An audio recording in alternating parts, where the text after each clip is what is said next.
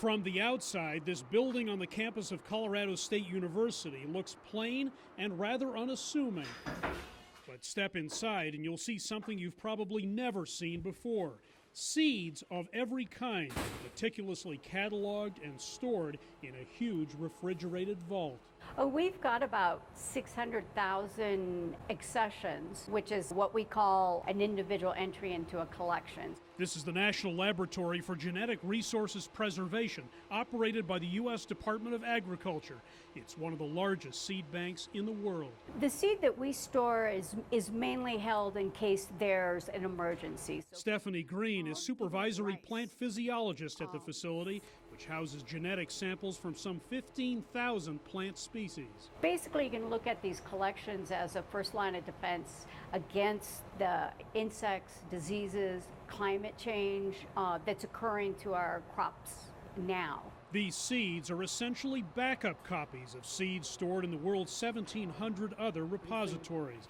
At a time when agriculture is under assault, especially from a warming planet, plant breeders rely on the diversity seed banks offer to improve their crops, in some cases make them more drought resistant. This vault is set at a bone-chilling 18 degrees below 0 Celsius that helps preserve the seeds, slows down the biological processes that cause them to degrade over time. There we go. Harvey Blackburn runs the animal side of the building, which includes more than 1 million genetic samples of 60,000 cattle, pigs, and poultry. Much of it cryogenically frozen, all available to respond to changing market demands or some catastrophic event.